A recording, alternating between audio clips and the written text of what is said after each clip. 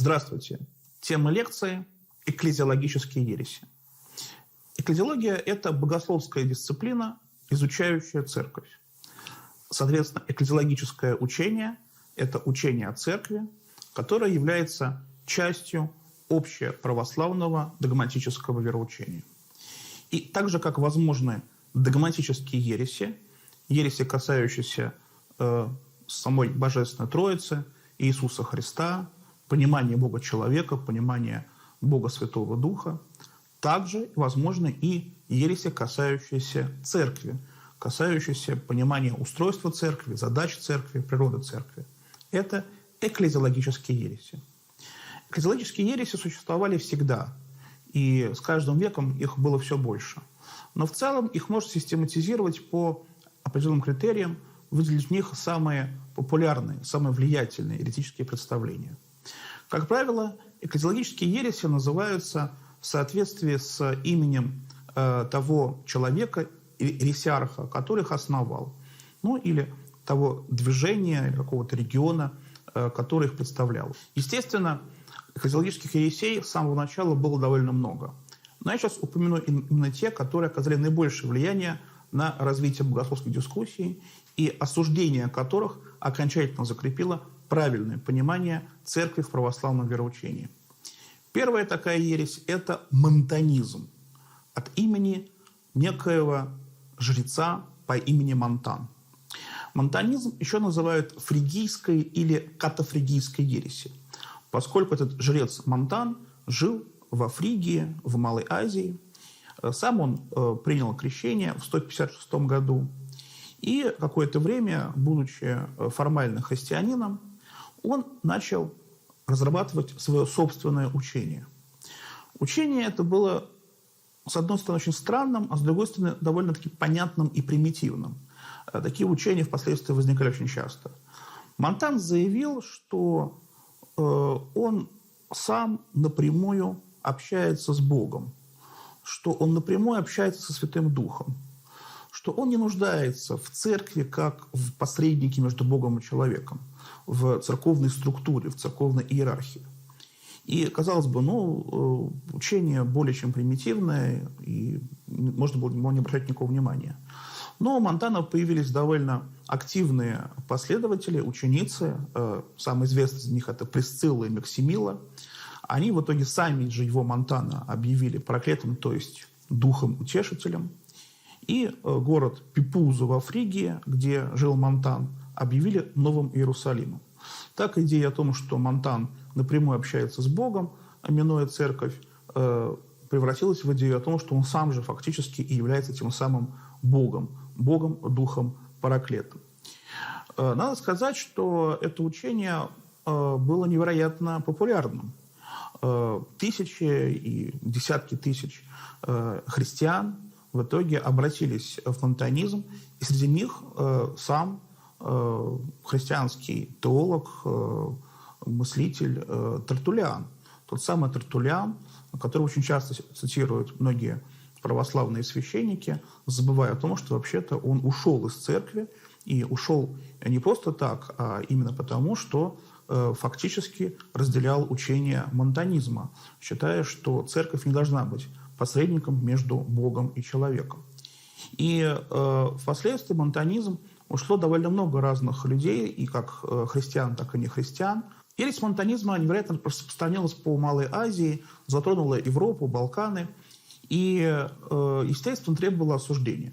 Обращаю внимание, что осуждение любой ереси, как правило, происходит тогда, когда эта ересь оказывается наиболее заметной, когда ее сторонниками оказывается множество сотен, тысяч людей, и сами эти люди тоже заметные. Они проповедуют эту соответствующую ересь, они вовлекают в эту ересь своих родственников, своих знакомых, и вот тогда уже церковь не может на нее не реагировать. И естественно, что монтанизм не мог быть не осужден в силу своей очевидной еретичности. В II веке главным оппонентом монтанизма выступил римский папа Виктор I, который максимально способствовал осуждению. В 212 году епископ Аполлоний Эфесский написал целый трактат против монтанизма. И неоднократно эта ересь осуждалась. Наконец, на самом Первом Вселенском соборе в Никее в 325 году среди самых влиятельных ересей была осуждена ересь монтанизма. Но сам монтанизм никуда не делся. Монтаниты стали свою веру распространять и на другие провинции Римской империи. Так что в VI веке при Юстиниане Великом епископ Иоанн Эфесский решил уничтожить гроб Монтана, поскольку монтаниты ходили, поклонялись этому гробу, как гробу, в котором якобы находилось тело самого бога Монтана, поскольку он был объявлен духом утешителем, божественным духом параклетом. И монтаниты совершенно радикализировались, утверждали, что теперь наступил конец света, что ничего святого на земле больше нет, и стали массово кончать с собой, совершать массовое самосожжение. Вот так вот ересь, которая начиналась с того, что нужно быть просто хорошими людьми и верить в какого-то Монтана, что никакие строгости церковной иерархии не нужны, что сама структура церкви не нужна, кончилась настоящим экстремизмом и проповедью суицида. В чем заключалась философская, мировоззренческая суть монтанизма? В том, что для веры в Бога, для общения с Богом совершенно не нужен никакой посредник. Не нужны вот эти апостолы, не нужно вот это апостольское преемство, не нужна вот эта структура иерархическая, которая как будто бы закрывает Бога от человека. И стоит сказать, что вот такие представления монтанитского типа были распространены по всему миру и во все времена. Почти в каждом веке возникало что-то подобное. Потом в средние века возникнет учение о том, что, оказывается, теперь, либо вот буквально в следующем году, или там через какое-то время, или уже это произошло, но на землю явится сам Святой Дух и основывает новую церковь, церковь Святого Духа, церковь Третьего Завета, которая не будет нуждаться в церковной иерархии, которая отменит апостольское преемство. И теперь все люди, которые просто лично в своем сердце переживают общение со Святым Духом, могут считаться святыми, которые оказываются членами этой новой, безграничной, не имеющей никакой догматики, никакой каноники церкви.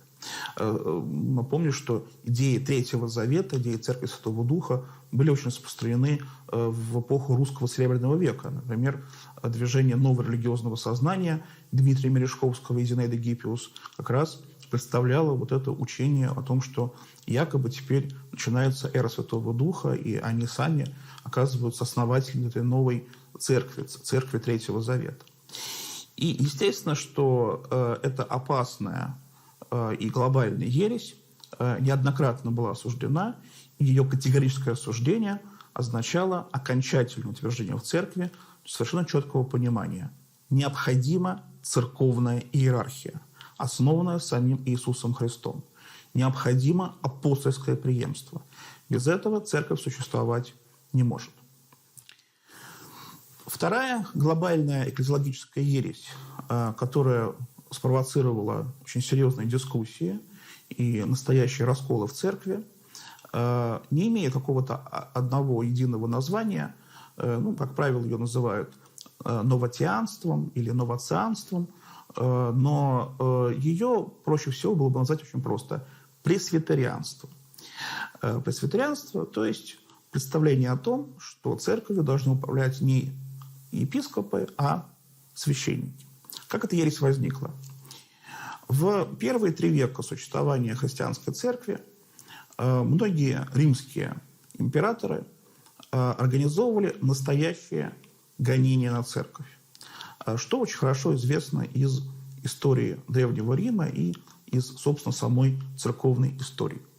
И вот в III веке сначала император Деций Троян, правящий с 249 по 251 год, а потом и император Валериан, правящий с 253 по 260 год, устраивали настоящее гонение на церковь, на христиан, обвиняя их в том, что это якобы какая-то радикальная организация, радикальное религиозное сообщество, мешающее жить нормальным римлянам. В 257 году император Валериан издал эдикт, утверждающий, что отныне все люди, замеченные в том, что они являются священниками христианского культа, подвержены смертной казни. А также сами христиане, если не принадлежат к высшим сословиям римского общества, тоже должны быть казнены, поскольку они таким образом подрывают саму систему римской государственности. И начались страшные гонения, которые для них обернулись смертью, а для других предательством, а для третьих колоссальным ужесточением. И возникла неожиданная проблема. Находились такие люди, и их было достаточно много, которые не смогли выдержать гонений и предали Иисуса Христа, отказались от своей веры и фактически разделили языческое учение, поскольку приносили жертвы языческим богам, и всячески демонстрировали свою религиозную лояльность римской власти. Что с этими людьми делать, если эти люди потом возвращались в церковь? Вопрос совершенно не праздный, потому что эти люди оказываются в положении предателей, в положении людей, которые предали самого Иисуса Христа, естественно, отношение к ним со стороны верных христиан, которые смогли выжить в этот период и при этом никак не пойти на сделку с совестью, оказались более чем сложными. Возникло две точки зрения. Первая точка зрения принципиальная, радикальная, что этих людей нужно перекрещивать, что они теперь вообще не христиане ни в каком смысле слова, и их первое крещение, оно не имеет смысла. Вторая точка зрения, что нет, их перекрещивать не надо. Впрочем, были и разные промежуточные точки зрения. Дело даже не в самом событии крещения, в самом факте крещения, а вообще в степени ужесточения тех правил, которые касаются людей, решивших вернуться из предательства, вернуться из раскола или из ереси, каковых в то время было достаточно много. Наиболее принципиальную точку зрения в этом вопросе занял знаменитый епископ Карфагена по имени Киприан, впоследствии знаменитый святой мученик Киприан Карфагенский. Позиция епископа Киприана не принималась значительной частью христиан, которые жили в Карфагене, и вообще в Северной Африке, и их лидером в этом противостоянии Киприану оказался некий пресвитер, то есть священник по имени Новат.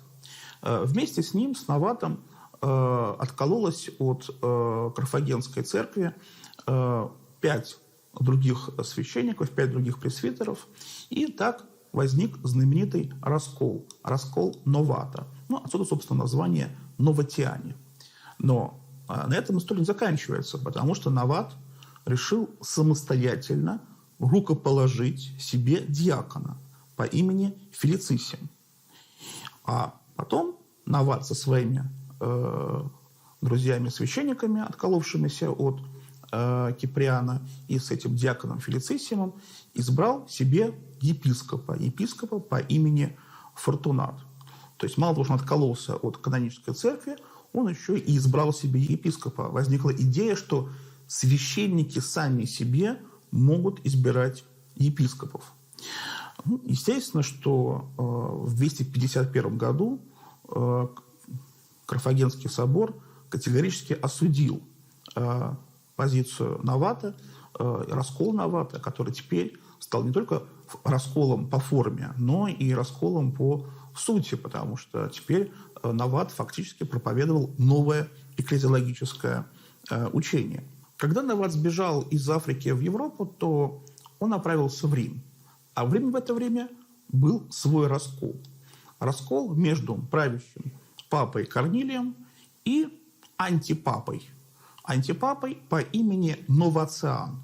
Что важно, Новациан был также пресвитером, как и Новат. Интересно, что у них очень похожие имена, Новат и Новациан, и одновременно каждый из них является пресвитером, то есть священником. Интересно также, что этого пресвитера поддержало целых 3 епископа. То есть даже среди епископов были люди, которые поддерживали человека, который вообще-то, будучи антипапой, был простым священником. А в чем была суть раскола между папой Корнилием и пресвитером Новацианом? Та же самая, что и в Северной Африке. Только теперь позиции были обратные. Если папа Корнилий считал, что принимать из раскола и принимать из предательства обратно в церковь людей нужно максимально милосердно, по крайней мере, их не надо перекрещивать, то вот Новациан считал, что их нужно принимать максимально строго, включая перекрещивание. Обращаю внимание, что расколы в Северной Африке и в Риме были очень похожи. И там речь шла о степени строгости при приеме человека в церковь из раскола, из ереси, ну, прежде всего, в данном случае, из предательства. Но если в Северной Африке позицию строгую, консервативную занимал именно правящий епископ Киприан Карфагенский, а его оппонент, священник Новат, занимал позицию более либеральную, то в Риме наоборот. Правящий епископ Корнилий занимал позицию достаточно либеральную, а его оппонент, пресвитер Новациан, позицию вроде бы более консервативную, более строгую. При этом оба этих раскола обернулись новой экклезиологической ересью. Потому что и в том, и в другом случае оказалось, что противники правящих епископов не только с ними не согласны по вопросу о чиноприеме из раскола, из ереси, из предательства, но и по вопросу о том, кто должен управлять церковью. Можно ли церковь устроить таким образом, чтобы ей управляли не только епископы, но еще и священники. Вот это очень важный момент, потому что оказалось, что вопрос о чиноприеме обернулся вопросом о церковной иерархии. И поэтому, конечно, позиция новатиан, обращаю ваше внимание, что в одном случае новатиане – это люди, занимающие достаточно либеральную позицию в отношении чиноприема, в другом случае, наоборот, достаточно жесткую позицию. Но эта позиция в любом случае утверждала, что именно священник имеет право решать за всю церковь, что есть истина, а что есть ложь, и что священник может вместо епископа управлять самой церковью. Поэтому ересь новатианства – это фактически ересь пресвитерианства. Конечно, у нас понятие пресвитерианства ассоциируется больше с известным протестантским, кальвинистским учением, которое победило в Шотландии в XVI веке, когда шотландские кальвинисты в главе с знаменитым Джоном Ноксом отказались от епископской власти. И так возникла пресвитерианская церковь, кальвинистская церковь, отрицающая епископскую власть.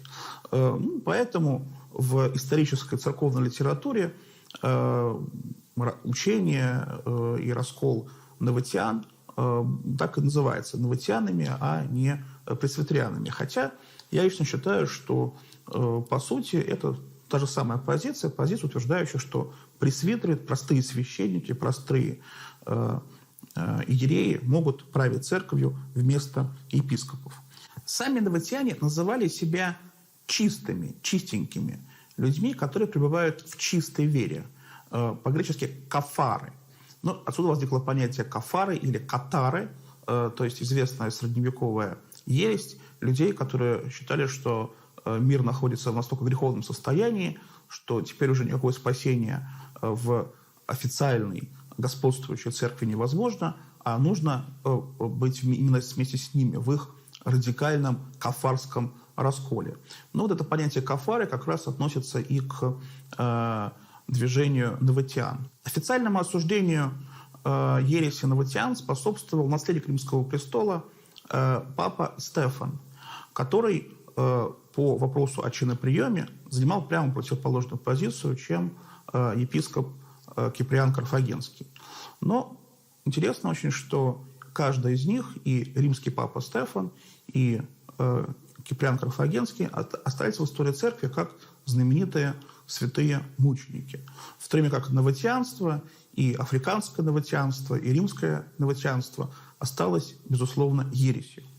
Осуждение ереси новатиан, или иначе их можно назвать ересью пресвитериан, окончательно подтвердило важнейшее вероучительное положение относительно устройства церкви. Православная церковь управляется епископами, потому что именно епископы являются наследниками апостолов.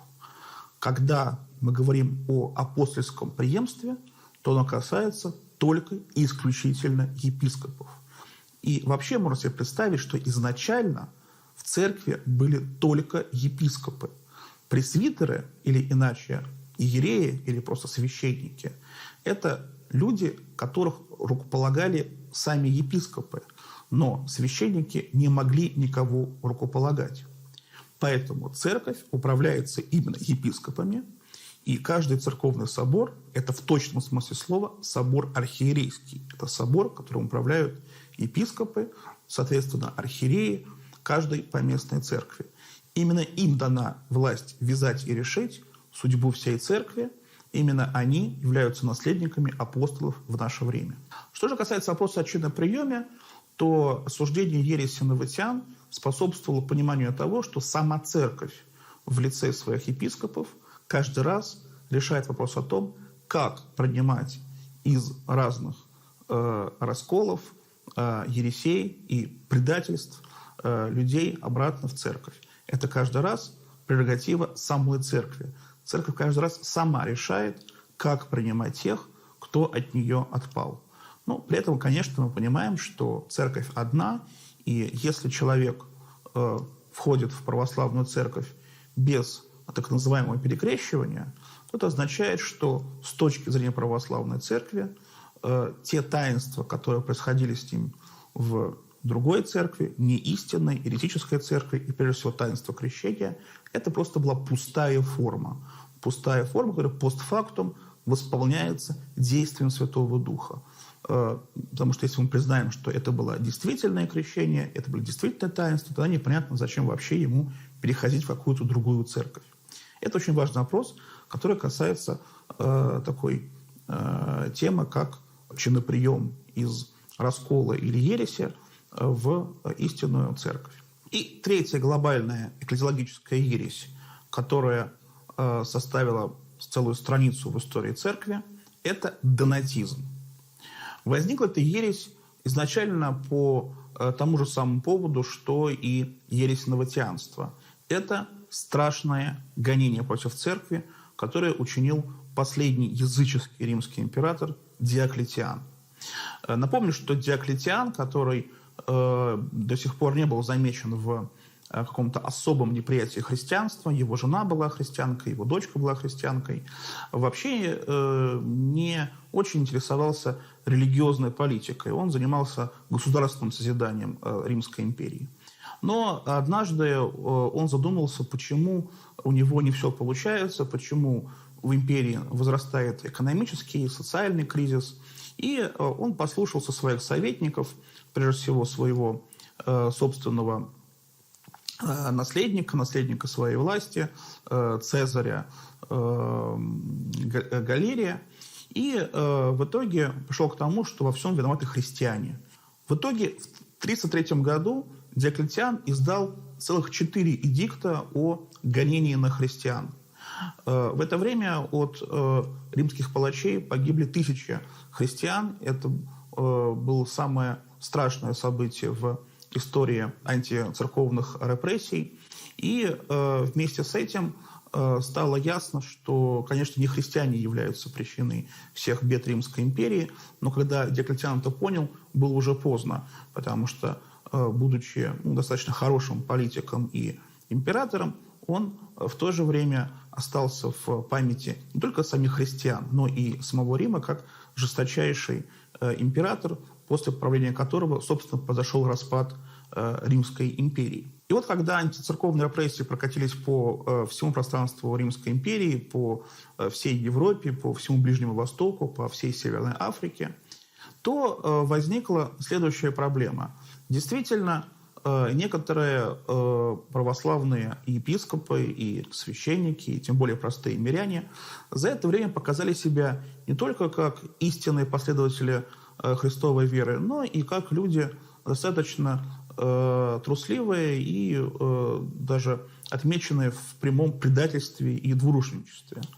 И возник вопрос, как к ним относиться тогда, когда уже репрессии закончились, когда они либо стали как-то возвращаться в церкви, либо даже оставались в церкви, но были замечены в очень плохом поведении. Естественно, это вопрос нравственный, это вопрос аскетический. Каждый раз он решался точечно. Но возникло такое мнение, что если вообще какой-то священнослужитель, епископ или иерей был замечен в чем-то не очень правильном и праведном, если он был замечен в том, что он готов был предать самого Христа, или в том, что он был недостаточно благочестив в период гонений, то он после этого автоматически перестает быть епископом или священником, перестает быть священнослужителем, что совершаемые им отныне церковные таинства недействительны. Такое представление в истории церкви было всегда. И сейчас его можно встретить достаточно часто, что если, например, какой-то епископ или священник недостаточно благочестив, недостаточно образован в самом православии, что-то не понимает, не знает, ну или вообще ведет себя не очень хорошо, то совершаемым таинства недействительны. И поэтому нужно искать другого священника, у которого они, соответственно, действительны. Эта позиция называется донатизм по имени Доната, того пресвитера, который возглавил соответствующее движение. Началось все с того, что в той же самой Северной Африке епископа Карфагена по имени Мензурий обвинили в том, что называется традиторство, то есть предательство. В том, что он во время гонений вел себя, ну, мягко скажем, не очень хорошо. Независимо от того, справедливы или несправедливы были эти обвинения, возникло напряжение между пресвитерами и епископом, ну а также между этим епископом и другими епископами, управляющими церковью в Северной Африке. Но когда преемником епископа Мензурия на Карфагенской кафедре стал его хороший знакомый, архидиакон Цицилий, то вот тут противники Мензурия фактически восстали. Заявили, что они не принимают этого нового епископа Цицилия, что теперь сама эта кафедра безблагодатна, ну и, соответственно, нужно выбирать нового епископа, которого что они решили сделать. Это были епископы Нумидии, страны, которая находится к западу от Карфагена. Они поставили на Карфагенскую кафедру своего епископа по имени Майорин. А после Майорина пришла новая фигура – это епископ Донат. Сам Донат, еще будучи пресвитером, был главой целого совета по изложению Цицилия. И вот этот самый Донат начинает проповедовать новое экклезиологическое учение. Он утверждает, что если какой бы то ни был священнослужитель, прежде всего, конечно, епископ, недостаточно благочестив, недостаточно устойчив в своей вере, ну, что он не является собой идеал православного верующего, то тогда совершаемые им таинства недействительны. Тогда он отныне больше не может представлять церковь как таковую. Он не только не представляет ее духовно, в том смысле, что он и не соответствует по своему нравственному состоянию, да, или, например, по уровню своей образованности и догматической убежденности, но он больше и не представляет ее иерархию. Сам Святой Дух от него отходит, а следовательно, все, что он делает, бессмысленно. И поэтому с таким священнослужителем нужно разрывать. Обратите внимание, что позиция Доната – это такая же позиция чистеньких, тех самых кафаров, каковой была позиция новатиан. Трудно оценивать подлинные масштабы распространения донатизма, но мы точно знаем, что это новое экклезиологическое учение стало самоштабно самой известной ереси этого времени – ереси арианства, основанной пресвитером Арием, утверждавшим, что Иисус Христос, конечно, высший из творений Бога, но не Бог. И именно ересь Ария и ересь Доната стали главными причинами созыва Первого Вселенского собора, который совершится в 325 году в Никее. Но до этого времени вопрос о том, как относиться к донатизму, стоял очень остро. И когда в 313 году император Константин издаст свой знаменитый Медиаланский эдикт, разрешивший христианство и попросивший прощения у христиан за гонения и даже компенсирующий их потери финансово, то тогда Донат обратится к Константину с предложением все-таки оценить его взгляды, разобрать его учения. Но есть одна проблема. Дело в том, что с точки зрения самого Доната все те церкви, которые находились на территории, где были совершены гонения на христиан, они теперь уже находятся под вопросом. Потому что стоит сомневаться в том, насколько благочестивые, искренне, нравственные те епископы, которые управляют соответствующими церквами. Ну вот, например, если даже в той же самой Северной Африке какие-то епископы были подвергнуты гонениям, то мы же не знаем до конца, как они держались, хорошо или плохо. А вдруг на самом деле они в какой-то момент предали истинную церковь. Поэтому нужно найти такое место чистенькое от гонений, в котором можно провести тот самый собор. И такое место нашлось. Это была Галлия, поскольку Галлия управлялась отцом Константина Великого Констанцием Хлором, и Констанций Хлор, сам не будучи христианином, не убил ни одного христианина, не участвовал в антицерковных репрессиях, ну, по некоторым сведениям, разрушил какие-то храмы, хотя мы знаем, что таких храмов в точном смысле слова тогда еще не было. То было принято решение, что вот эти соборы, разбирающие учения Доната, пройдут именно на территории Галлии. Это и произошло, прежде всего, в городе Арле. В 313 году в Арле собрался собор, обсуждающий учение Доната, и Донат был абсолютно убежден, что, конечно, вот в этом месте, не затронутым гонениями, его учение будет принято. Но собор в Арле осудил учение Доната как еретическое. Ну, такой же собор прошел в Карфагене в 314 году, и впоследствии и другие соборы, включая сам Вселенский собор 325 года в Никее, осудили учение донатизма. Стоит сказать, что донатизм на этом не прекратился, и больше того, донатизм до сих пор одна из самых распространенных ересей. Где? Ну, просто в наших приходах. Я думаю, что в каждом, наверное, православном приходе можно найти человека, считающего, что если батюшка что-то сделал или сказал не то, то после этого он уже и не батюшка никакой, а просто человек, и нужно искать другого батюшку, потому что Святой Дух теперь через этого батюшку не действует. И поэтому, конечно, донатизм продолжал свое распространение весь IV век. Достаточно вспомнить, что сам блаженный Августин с ним боролся, полемизировал с учением донатизма. И это стало отдельной большой темой в истории церкви, в истории богословия. И в итоге в 411 году, это уже V век, в Карфагене вновь было осуждено учение донатизма. Это означает, что в начале V века далеко не всем православным христианам было очевидно, что донатизм – это, конечно, учение, несовместимое с православной верой. Осуждение донатизма окончательно означало понимание того, что церковь – это собрание не святых, а освящаемых, призванных к святости.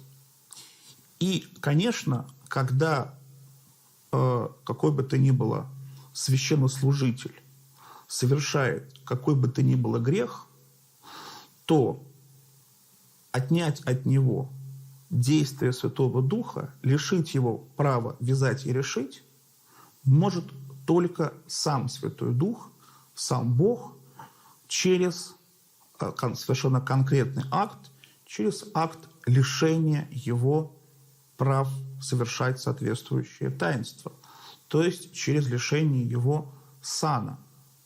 Если сама церковь не лишила сана того или иного священника или того или иного епископа, он остается священником, он остается епископом. И Святой Дух действует в тех таинствах и тех богослужениях, которые он совершает. Это очень важное положение церкви. Представим себе, что донатизм – это истинное учение, православное, что на самом деле Донат был прав. В таком случае церковь прекратила бы свое существование уже в I веке.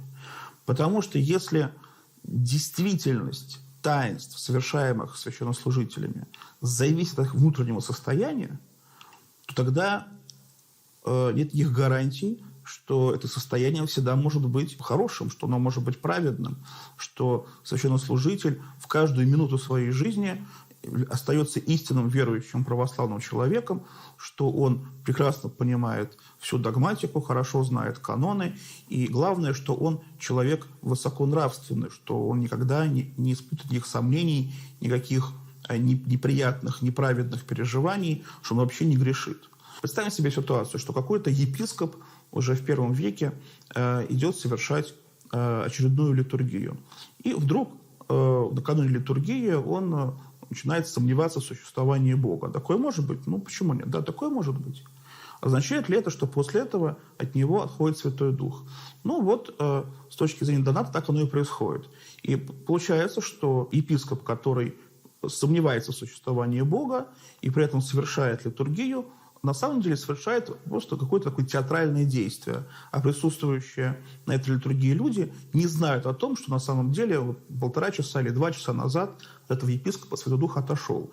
И они сейчас просто участвуют в бессмысленном религиозном ритуале. Это очень важный момент. Поэтому апостольское преемство, право вязать и решить, которое есть у епископов и которое также есть у священников, это то, на чем зиждется вся церковь. Церковь не может зависеть от временного личного состояния того или иного священника, того или иного епископа. При этом, конечно, если какой-то священник или епископ действительно разделяет какую-то ересь, недостаточно благочестив в своих словах, в своих действиях, то это очень плохо, достойно осуждения, но само по себе это не может быть причиной того, что совершаемые им таинства недействительны. Поэтому осуждение донатизма было принципиальным событием в истории церкви. И обращаю внимание, что до сих пор, к сожалению, это учение очень распространено среди даже многих простых православных христиан. А теперь вопрос.